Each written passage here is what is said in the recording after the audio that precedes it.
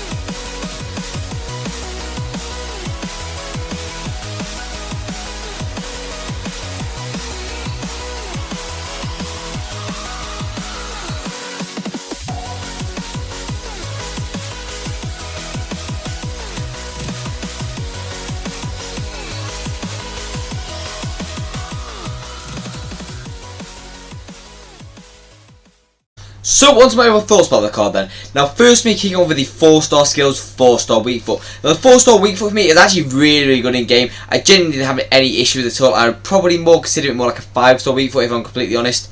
Now the 4-star skills for me are a minimum necessity. Now unfortunately he isn't really the most agile of cards considering he's 6'2" and he has got it's not bad agility, don't get me wrong, but obviously he's not going to really be the most able at twisting and turning like Messi and stuff like that. But with that being said, the 4-star skills are quite a nice attribute to get him out of those sticky situations.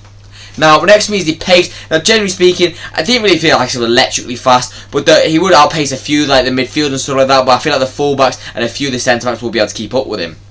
Now, this is where I feel like this card is exceptionally good. This is why I do use composure is a lie. Generally speaking, he would score like 9. I would say 9 times out of 10 minimum, and generally if he didn't, it would mainly be human error. His shooting is exceptionally good, and I feel like it's because I have really high shot power. Because I remember using that Rashford play at the start of the year. Didn't have the highest finishing. I think he had that 84 base. But that shot power was just exceptionally good and just allows him to power into the back of net. And it was actually very, very nice, this card. Now, even with the finish chem start, it boosts up really nicely. Boosts that tapping up, the shot power up, and that finishing up. Just makes him a very, very nice, well-rounded finisher.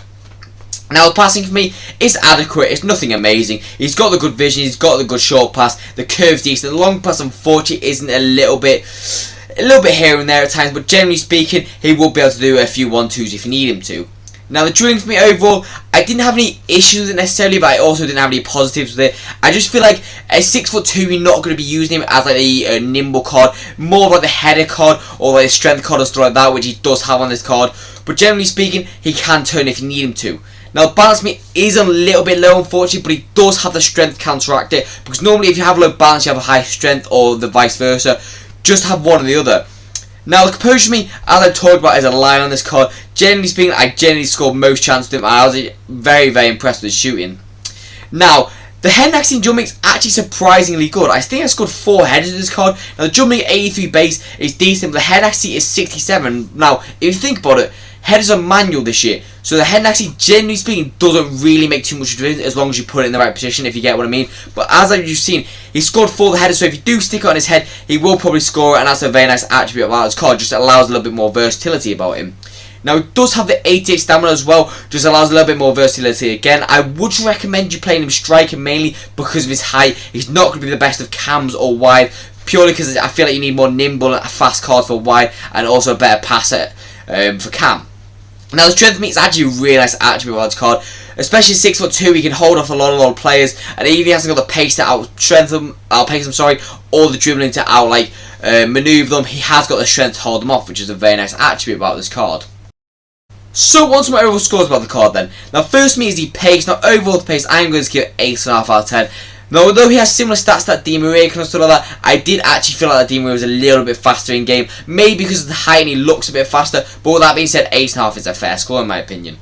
Now, the shooting for me. The shooting, I'm going to give it a 9.5 out of 10. Generally, it's exceptionally good on this card. And I feel like a lot of you would feel the same way. And I felt this about I think it was the 86 playing on the first one.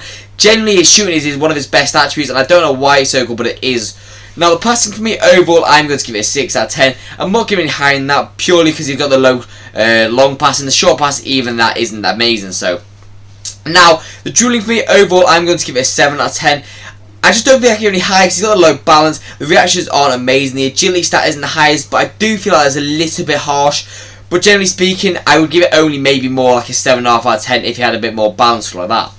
Now, the physicals for me. So the one that matters is his stamina, and he does have that in abundance. He also has his jumping and a lot of strength. So overall for this, I'm going to give it an 8.5 out of 10.